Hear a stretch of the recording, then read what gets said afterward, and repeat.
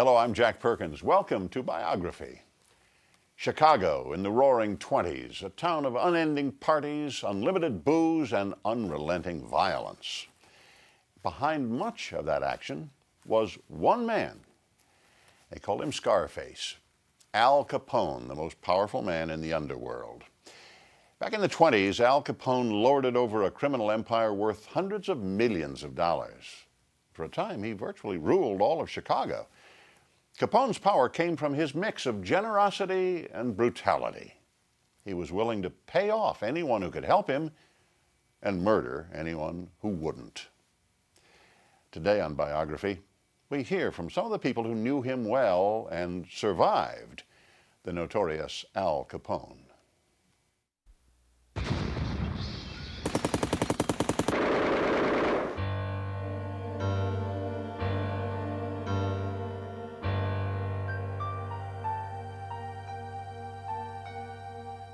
Al Capone rose to power with a deadly combination of raw brutality and brains.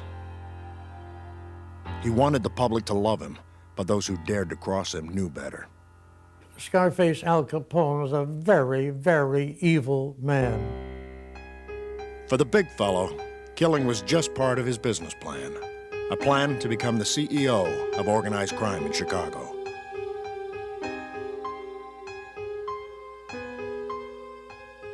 Al Capone was not stupid. Hell, if he was a person who took a legal job, he'd be head of General Motors. But as king of the bootleggers during Prohibition, Scarface Al became more of a celebrity than any mere corporate executive. He became the most famous gangster in the world.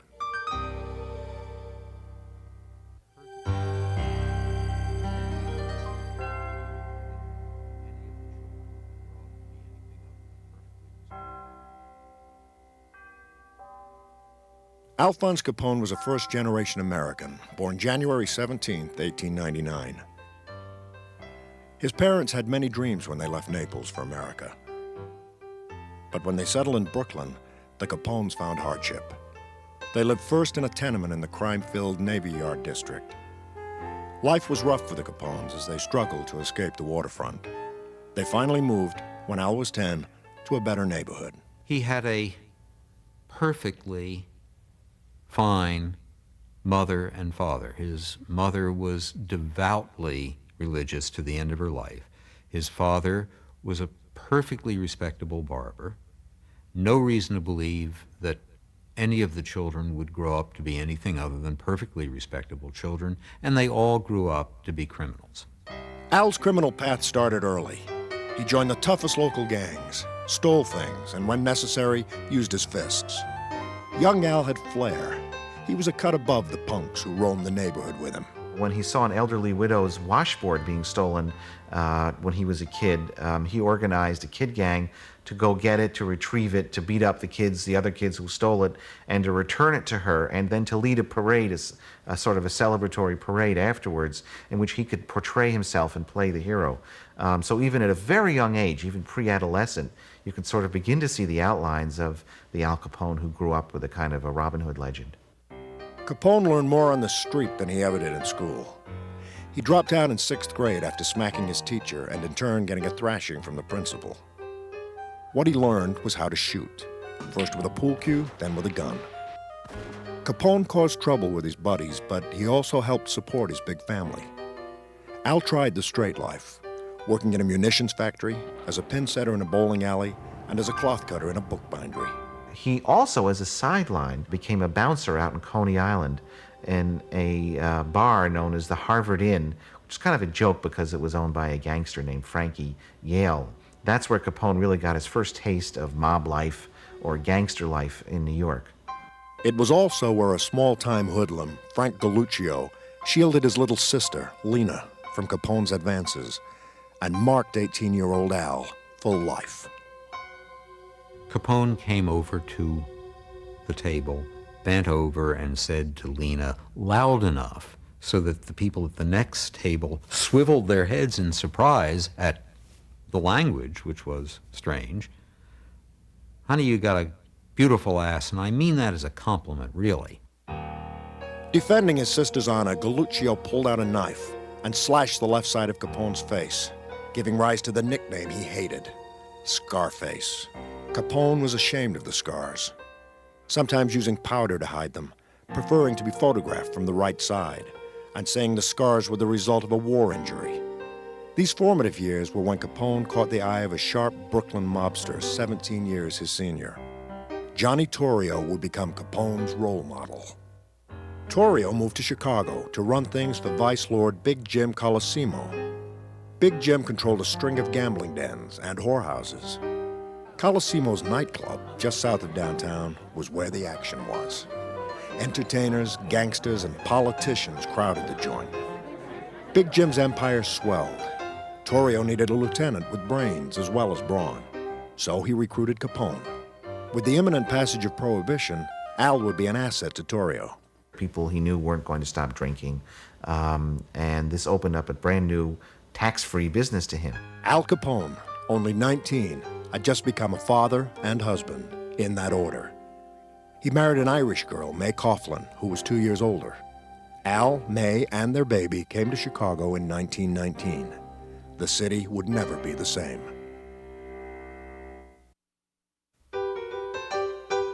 In the Roaring '20s, Chicago was synonymous with corruption. Wild nightlife, rampant crime, and flowing booze. When Prohibition became the law in January 1920, it was a special invitation for 20-year-old Al Capone to scheme, move in, take over, and kill anyone who got in his way. Within a few years, Capone would be running a criminal organization the likes of which Chicago had never seen. But first, he had some things to learn from his boss, Johnny Torrio. Torrio was Capone's mentor. It was coming up through the ranks, being attractive to the boss, having the boss say, this is someone who might succeed me one day. I'm going to bring him along. You started out in one of the houses of prostitution, either as a bartender slash bouncer slash pimp slash roper. There's stories of supposedly Capone standing outside in front of one of the houses just saying to passersby, hey buddy, we got some nice girls inside. The hot spot where Capone worked was Colosimo's nightclub, watering hole for the city's high rollers. With Prohibition, Torrio saw dollar signs. Bootlegging was his answered prayer, but his boss, Big Jim Colosimo, thought he was rich enough and didn't need a new racket. Without Big Jim, Torrio couldn't expand. Exit Big Jim. But someone had to do it, and it was Capone who was the one who was chosen to arrange it. Al hired his former New York boss, Frankie Yale, to do the killing. Big Jim was rubbed out in May of 1920 in the lobby of his own club. The style of this hit was to become a hallmark of Capone's murders, planned, deliberate, and witnesses who had sudden amnesia. Now, Torrio and Capone could take over and cash in on bootlegging. Capone had the right instincts, but he still needed some polish. Torrio took the rough edges off of Capone. Aside from everything else, he insisted that he go to night school to improve his accent. He must have had a Brooklyn accent, but evidently he ended up without that kind of an accent. The people who knew him later in life said, no, he had no particular accent at all. Capone rose quickly through the ranks of the underworld. He never wanted to be thought of as a criminal, but rather as a gentleman with a passion for opera and the finer things money could buy. Well, he was a very snappy dresser for those days, but not exactly in the Brooks Brothers mode. He went to yellow and green were his dominant fashion statement colors, with a milky white Borsalino fedora that was a gem. He wore a huge 11.5 carat pinky ring that cost $50,000. He wore Italian glove silk underwear. His style earned him the nickname he liked, Snorky, meaning sharp dresser. Al was flamboyant. His 5'10.5", 175 pounds, commanding attention as he and his gang swept into nightclubs. He used to come in with 4 or 5 guys, and they'd all sit at the table, and then the girls would come over, the hostesses in the club. They'd all come around, make a big fuss over him, and he'd give them money. You know, he was very liberal. Oh, sure, I met him. He was a very nice person, as to know him, you know. And what they said, he never did anything. It was his people that did it, like his men that he had or whatever, do this dirty work. Many people only believed in Capone's good nature. They didn't see evil, just generosity. Like the time he spilled a drink on a showgirl's new dress. But it was all wet, and I thought, my God, what am I going to do, you know, like for the rest of the night? So he did give me some money to go and have it taken care of. I didn't want to take it, and he says, no, you take this. He gave me, I think, $25, I think it was. Well, if he was sitting at the table, he'd call me over, and then every once in a while, when he would come to the club or something, he'd say, get the kid up on the stage and let him do the Charleston, you know, and get a $5 bill. And that was terrific, you know. Capone's family thought he was terrific, too. When his father died in 1920, Al, the dutiful son, brought his family to Chicago. Together, the Capones lived in a 15-room house on the South Side. He brought his brothers into the rackets and supported his sisters comfortably. To the day she died, his younger sister, Mafalda, defended him, writing, I know nothing about his activities outside the family and do not recall any conversations about business matters. Outside the family, he was a different guy. He was regularly unfaithful. He was a lusty man who was dealing with prostitutes and sampled the wares. He would get drunk. He would be away from home for long periods of time. He, in effect, would live away from home. When he wasn't out drinking, gambling, or whoring, Capone studied his boss, Torrio. He learned how Chicago was divvied up and how to bring gangland together to fill the city's thirst for alcohol. In 1922, under Torrio's design, local mobsters made a peace agreement. Everyone would get a cut of the action.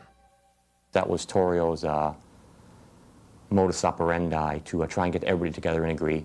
And Capone learned that from Torrio. I think Capone learned to suppress his perhaps naturally violent instincts. This strategy turned bootlegging into big business. Supply was controlled, from breweries to backyard stills. Saloon owners, if they were smart, bought Capone's beer. If you didn't, they would come back and tell you, you better take their beer. This happened over and over again. If you didn't do that again, they would bomb your place and they would blow out the windows. And then they would offer to lend you the money to repair it. Well, nobody else would give you the money to repair your place. Of course, once you did that, you were in effect in business with the Capone organization. The government's estimate is that they took in, on average, $120 million a year in sales from liquor, prostitution, and gambling, basically. So they were the equivalent of a probably medium-sized corporation. And it was run in many ways like a business. There were guys with specific functions like in charge of beer truck repair, in charge of brewery construction, in charge of brewery management. Capone was a brilliant businessman and a brilliant organizer. He couldn't invest money in the conventional sense because that would supply the government with a trail to his organization. So it was an all-cash business that he was in, which was the trinity of gambling, prostitution, and vice. Capone also guaranteed protection from the law by bribing cops and politicians. Al Capone himself once estimated that 50% of the Chicago police force worked for him. So that's a big part of doing business. Otherwise, you wouldn't operate for a minute if you weren't getting protection. 1922 was the year that Capone finally got officially noticed by the Chicago press. In the early hours of August 30th, he was arrested after a night of boozing. Capone's temper erupted when the car he was driving slammed into a taxi, badly injuring the driver. He pulled a gun and threatened the taxi driver, waving around a fake sheriff's badge. When the real police showed up, Capone was arrested. He taunted the officer, boasting that he'd fix this thing. Easy. He did. The charges were dropped. Word that Al walked got around fast. His legend was growing. Now just 23 years old, Al became Torrio's partner at the top of the crime world. While attempts to quench the public's thirst stepped up, so did greed. In 1923, the gangland peace negotiated under Torrio shattered. Chicago's notorious beer wars began and grabbed headlines nationwide. Blood flowed and bombs exploded from September through December. For Capone's enemies, it ended in death. The only thing these guys would do would be to respond with violence. And violence is sort of a currency for them. It's It's what they use to get their way. During the entire Prohibition era, 700 people were murdered in Chicago in bootlegging or Prohibition-related crimes. Torrio and Capone won the first round of the gang wars. Confident that control was restored, Torrio went on a 4-month cruise, leaving Capone in charge, giving him license to become the most powerful man in the city. 1924 ushered in a new era for Al Capone. In Chicago, corruption took a detour when a law and order man was elected mayor. Despite his personal distaste for prohibition, he enforced it. So Al set his sights on opportunities for growth in the suburbs, starting with Cicero. It only made him seem to be a much stronger criminal leader. By expanding into the suburbs, he was really able to seal up Chicago lock, stock, and barrel for his own. Cicero was made to order for Capone's gang. It was a working-class bedroom community of 60,000 where bribery worked like a charm. From suburban headquarters at the Hawthorne Hotel, Al cut deals with local officials to operate beer and gambling joints. To keep his power base, Capone rigged the Cicero election. His men shot, beat up, and held voters hostage who were opposed to mob rule. On Election Day, April 1st, 1924, the Capone ticket was victorious. But Al suffered one major defeat. His 30-year-old brother Frank was killed in a shootout with Chicago police. The death of Frank Capone, I think, had a profound effect on Al and turned him from a kind of low-key Johnny Torrio type of racketeer into a much more desperate and violent hoodlum. It made him feel that his own life could be cut short at any time and that he would go for as much as he could. The week after Frank's death, Capone opened Cicero's first betting parlor, the Hawthorne Smoke Shop. Capone always said he had bad luck with horses, but now it didn't matter because he got a hefty take of racetrack profits, especially when the races were fixed. To his friends, he doled out hot tips like candy. He and his bodyguards were walking around, and he comes by the racetrack, and he says, "Hey, kid, how you doing?" He says, "You see number 6?"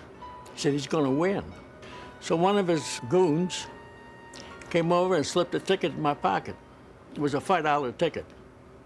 The horse went off at 60 to 1, and with my $5, I think I collected something like $300 and some dollars. Capone and his boss, Johnny Torrio, now had their hands in the till of 160 gambling joints and 123 saloons just in Cicero. Not everyone, however, was so impressed. A crusading 21-year-old newspaper editor, Robert St. John, was disgusted. In his paper, he exposed town leaders on the mob payroll and detailed a Capone brothel with a death chamber run by Al's older brother, Ralph. And of course, that made me an enemy of the Capones. As I was going to my office early one morning, I glanced up and saw a big black touring car come roaring toward the intersection. This car screeched to a halt and 4 men jumped out. I recognized Ralph Capone immediately, and they headed for me, and I was halfway across the intersection. I dropped to the ground, curled up, and put my head between my legs, and they gave me a real working over. Blackjacks and billies, but the interesting weapon they used was a cake of soap in a knitted woolen sock. This was one of the Capone's favorite murder instruments, because if using this instrument, if they hit the base and the neck and the base of the skull, you can kill a person. This time, though, it didn't work. St. John survived and was hospitalized. And when I got out to pay my bill, the cashier of the hospital said, "Oh, your bill was paid this morning." And I said, "Oh, there's some mistake. It can't have been paid." "Oh, yes." And they described the man who had paid it. A slight scar on his left cheek. It was Capone. To add insult to injury, Big Al had also bought controlling interest in St. John's newspaper. Capone's takeover of other suburbs was easier. In Chicago Heights, he helped local mobsters win their gang war. In return, Capone made a financial killing, gaining an interstate bootlegging network. At one time, it was reported that Chicago Heights was worth around $36 million to him. By having the Chicago Heights people behind him, his network would virtually double in size. Capone joined forces with the Chicago Heights mob, and in a town where corruption ruled, the big fella was royalty. And there were times when he'd ride in an open car and people would come up to him and shake his hand, and you know, he would treat people like they were his friends, like they were family, and because of that, they had a lot of respect for him. That respect paid off. While Capone's boss, Johnny Torrio, was away on his cruise, Al expanded operations, formed new allies, and reaped the profits. When Torrio came back, if there had ever been any question in Torrio's mind that Al Capone was the man to succeed him, that ended it. There was also no question about Capone's explosive temper or loyalty. On May 8th, when Al's accountant, Greasy Thumb Jack Guzik, whined that he'd been kicked around by a local bootlegger, Al took aim. He unloaded a six-shooter into the culprit's head, point blank, in front of 3 witnesses. No one forgot it, but no one would say they remembered it. Al went into hiding, but later turned himself into the police, saying he was out of town the day of the murder. Once again, he beat the rap. There was no way to get Capone on any of the substantive charges. You couldn't get a jury. They knew what would happen to them if they voted a conviction against a gangster. And they said as much. People would ask to be excused. I'd have to carry a gun the rest of my life, said one of them asking to be excused. Capone knew it. He went about his business, ordering the elimination of people who refused to cooperate. The one-way ride was the preferred method. Let's get him in a car and let's take him to a nice secluded place and shoot him and dump him out of the car. So there are no 1 witnesses, 2 innocent bystanders, or any particular problems beyond it. Capone's biggest problem that had to be taken care of was Northside gangster and well-known florist Dion O'Banion. O'Banion had plenty of power and money, but wanted more. He made a fatal mistake when he tried to swindle Capone and his boss, Torrio, on a brewery deal. On the morning of May 19th, Torrio got arrested in a prohibition raid O'Banion knew about. Torrio was on his way to the slammer, but not before he'd get revenge. Once again, New York triggerman Frankie Yale got the nod. Yale would do the job with 2 local hitmen. They decided to kill O'Banion on November 10th when he was busy preparing flowers for a gangster funeral. When the 3 hitmen walked into the flower shop, O'Banion reached out to shake Yale's hand. Yale held on as the others pumped O'Banion full of lead. It was the end of O'Banion and the beginning of a bloody gang war. That's because in January 1925, 2 of O'Banion's men, George Bugs Moran and Jaime Weiss, tried to avenge their boss's murder and went gunning for Capone and Torrio. They missed Al, but managed to ambush Torrio. Torrio recovered and was sent to prison on the prohibition charge. In March, while serving time, he announced his retirement.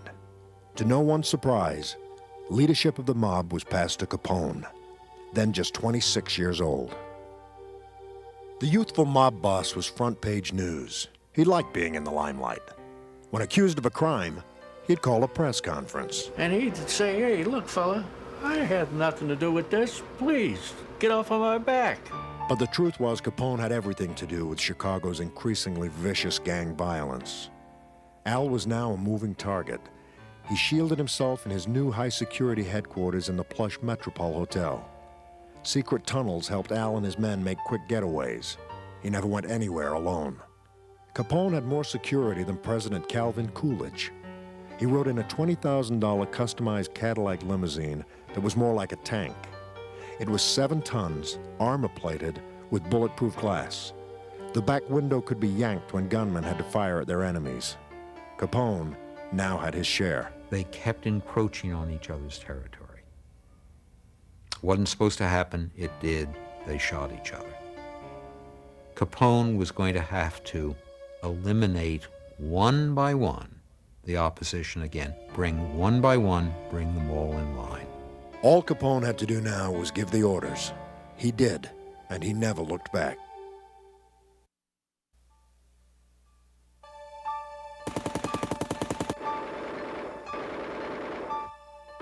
"1925 echoed with gunshots. Violence was escalating with no end in sight. Al Capone and his enemies were fighting with a new weapon, the Tommy gun. It immediately changed the rules of the game because they were much more violent than pistols. Once you combined a machine gun with a moving car, you had a lethal instrument, the likes of which had never been seen before.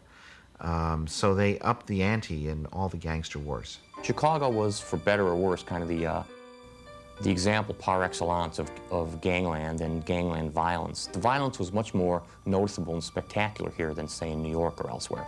Capone, however, brought violence to New York. He went there in late December to take his son to a doctor. Then he gave his buddy Frankie Yale a Christmas present, slaughtering 3 of Yale's enemies. Capone and his men were arrested. As usual, all the witnesses were silent, and the charges were dropped. Al came back to Chicago, to 1926 and the continuing gang war. The stakes were getting higher when on April 27th, Al led a 5-car assault on a rival gang. Outside a Cicero bar, Capone and his men opened fire. The tally, 3 wounded, 3 dead, including a 25-year-old assistant state's attorney. Bill McSwiggan had stayed close with his childhood buddies who were Capone's enemies. There was an outcry over the murder of a public official, so Capone vanished. In fact, he went to Lansing, Michigan, where he hid out at a little cottage with his mistress for the summer until the heat was off. After a while, he began negotiations with the Illinois state authorities and delivered himself into their custody. Despite a major investigation, a coroner's inquest, and the convening of 6 grand juries, Capone was never indicted. Once again, he got off, proclaiming his innocence. Capone appeared untouchable. In fact, one day he went to a courthouse, a jail, and a police station asking if there was any policeman there, any cop, any detective, any judge who wanted to arrest him. Nobody did. Nobody dared. And of course, he brought a reporter around with him to show that he was not a wanted man in Chicago. I was the only photographer, and the paper had the only reporter with him. And we went to all these places. And all these places wanted nothing to do with him. Not everyone stayed out of Capone's way. Trigger-happy Jaime Weiss and Bugs Moran traded shots with Al all during the summer of 1926, but none hit their mark. The most spectacular attempt of all came in late September. Capone was having lunch at the Hawthorne restaurant when a 10-car caravan filled with Weiss's men roared around the corner. Machine gun fire split the air. Capone leapt up and started to run. His bodyguard, it registered on him before it registered on Capone that something is wrong and there's going to be more. They must have been blanks to make us find out what's happening. He dove forward, knocked Capone to the floor, and was holding him down when the rest of the cars came by with real machine guns, and they just shot up the entire block. Finally, a gunman got out, knelt in the doorway, and sprayed the whole place. 5,000 bullets blasted the coffee shop in just under 10 minutes. It was destroyed, but amazingly, no one was killed. Capone paid hospital bills for the 1 person injured. Then he turned his attention to getting rid of Weiss. Capone ordered his men to rent rooms that overlooked the Weiss-Moran headquarters. When they spotted Weiss crossing the street, they opened fire. 1 more problem eliminated. Soon after, Bugs Moran became leader of the North Side Gang. Capone sent him condolences about Weiss, denying any involvement with his assassination. In late October, Capone made a peace agreement with Moran and other gang leaders. Al later said, "There's plenty of beer business for everybody. Why kill each other over it?" At age 27, Capone's power in the underworld was growing. But he craved recognition as an upstanding businessman.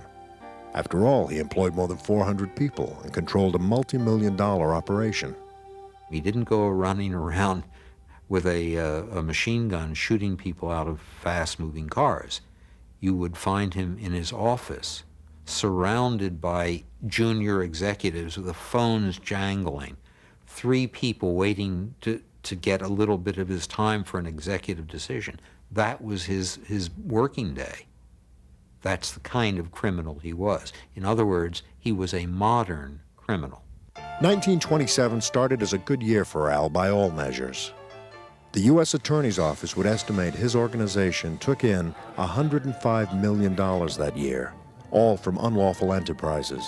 One of his allies, Big Bill Thompson, was voted back in as mayor of Chicago, giving control of the city, in effect, to Capone. When things were going his way, Al tried to relax. He took his son to baseball games. He boxed. He liked to have a good time. Capone said he was tired of being underappreciated in his role as public servant, that he needed a getaway. So he bought one. In January 1928, Capone paid $40,000 in cash for a 14-room mansion on Palm Island, Florida, near Miami. He invested another $100,000 in improvements to make it a paradise. Still, this wouldn't shelter Capone from problems starting to brew in his own organization. Al learned that his favorite New York hitman, Frankie Yale, was stealing East Coast booze shipments. Loyalty was paramount to Capone, and he felt betrayed. Yale had killed often for Capone. Now the tables were turned. On July 1st, 1928, Yale was the victim, chased and shot down in New York by Al's gunmen. Capone still had one significant rival, Bugs Moran. Moran's gang was hijacking the mob's whiskey. Capone was fed up with Moran's antics, and at the end of December, he went to Florida to mastermind what would become his most infamous crime. The St. Valentine's Day Massacre was one of the most fascinating and complicated hits in the history of gangland in this country, probably also the most celebrated. On the morning of February 14th, 1929, Moran was late getting to his warehouse. His men were there waiting for a shipment of whiskey. Strangers walked in, 2 dressed as cops, 2 others in plain clothes. Moran's men, thinking it was a raid, put their hands up, turned and faced the wall, and instantly were mowed down. An inquest was assembled to investigate. Moran and others pointed the finger at Capone, but Al had an airtight alibi. He was in Florida in a meeting with the district attorney in Miami at the time of the shootings.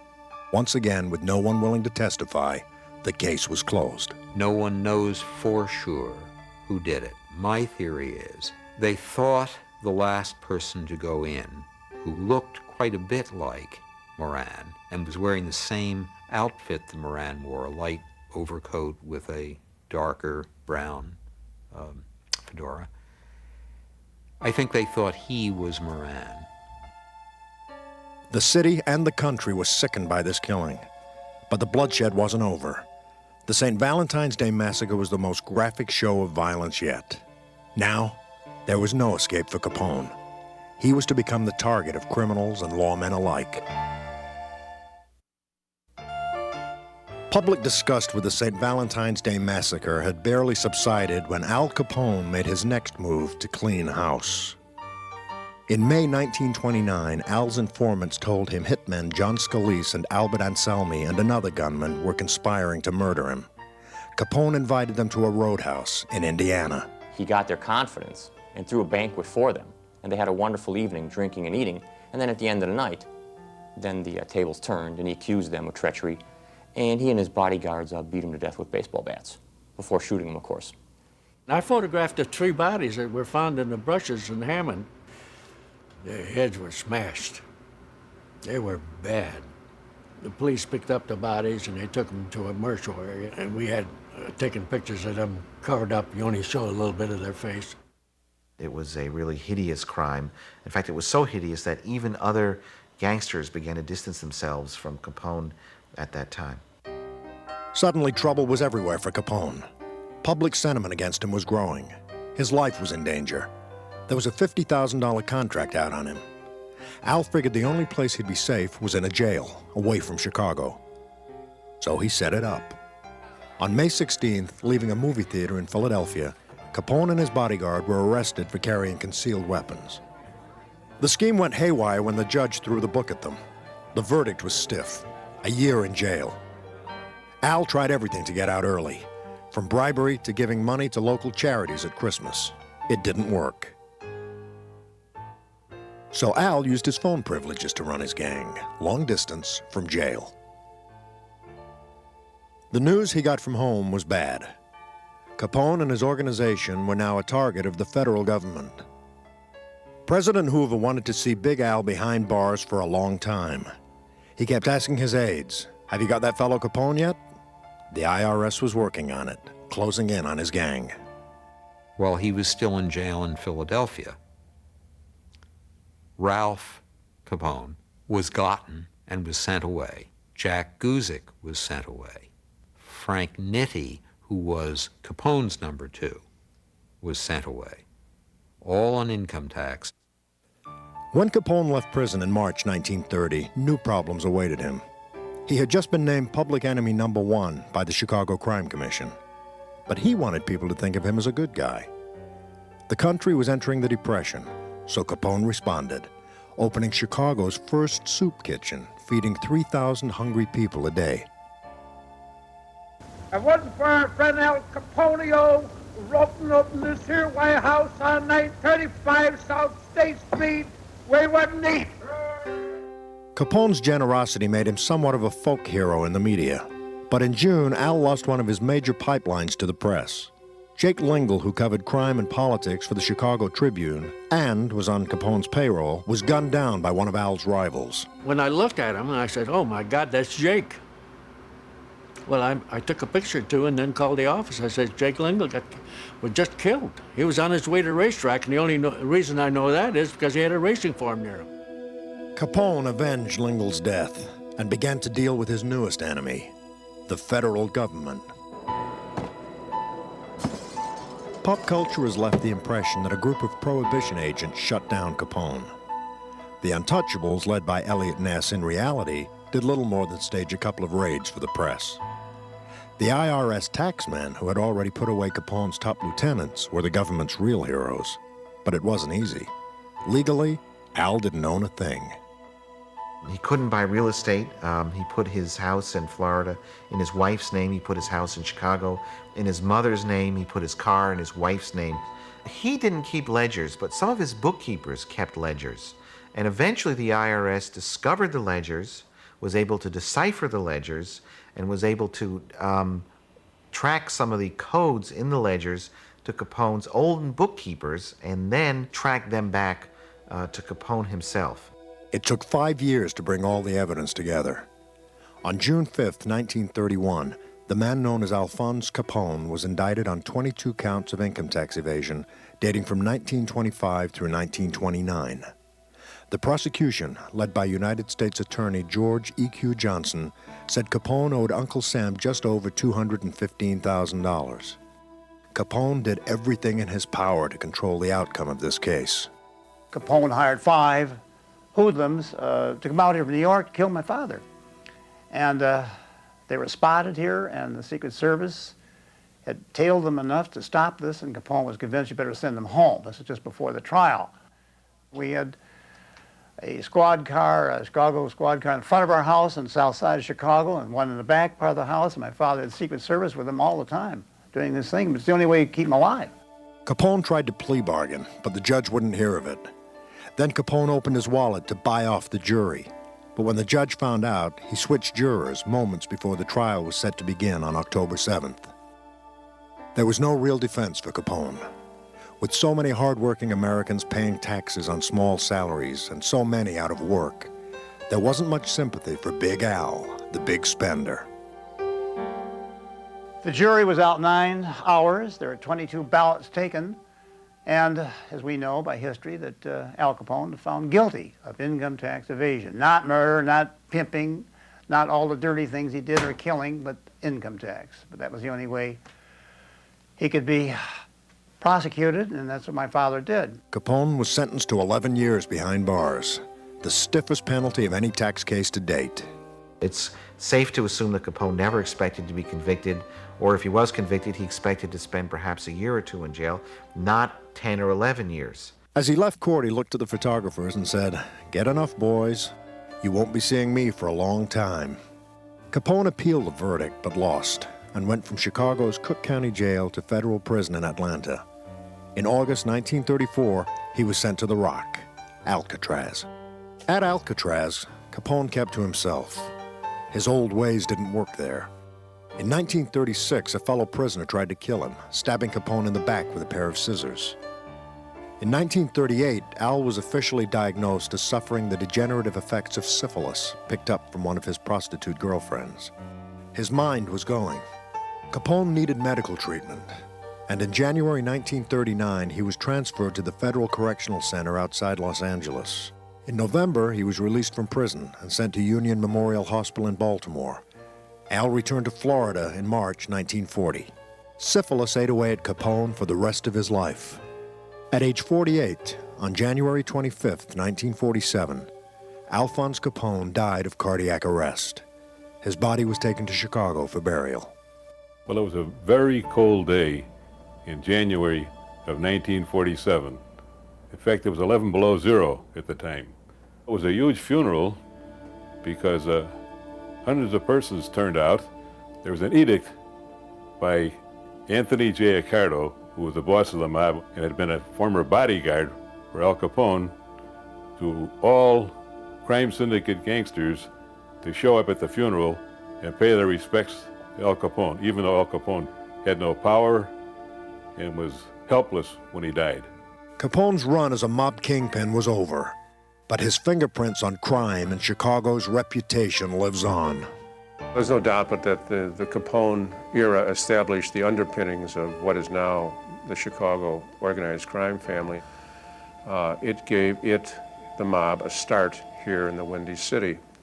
And that beginning led to a zenith in activity in the 50s and 60s and into the 70s. There was and continues to be in some form an alliance between the hoodlums that began under Capone and elected public officials. Chicago can't shake its link with the big fellow.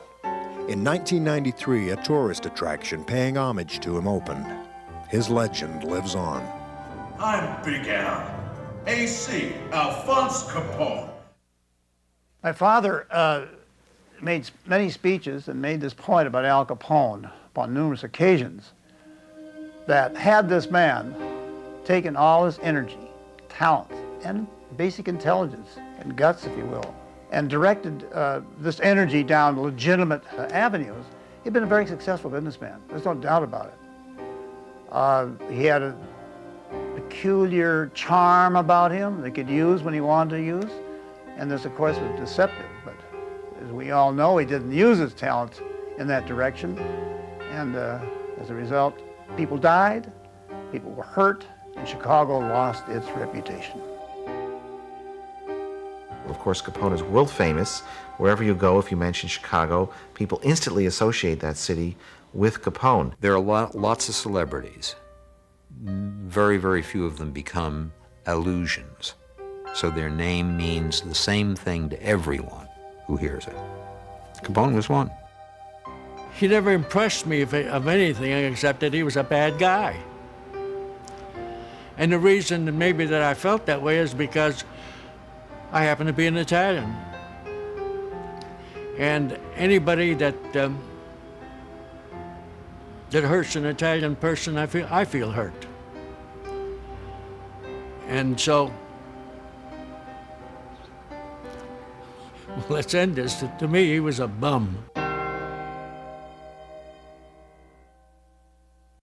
In 1933, a Chicago entrepreneur decided to cash in on Al Capone's legend. He opened a museum called Capone's Chicago. Tourists could buy T-shirts with Capone's likeness or watch a reenactment of the St. Valentine's Day Massacre. It's only recently that Capone's Chicago went out of business, and that closing delighted many Chicagoans who felt the museum glorified a brutal man who symbolized the city's most violent era. Well, whether those Chicagoans like it or not, the truth is that Al Capone remains one of Chicago's most famous names. For Biography, I'm Jack Perkins. Thanks for watching.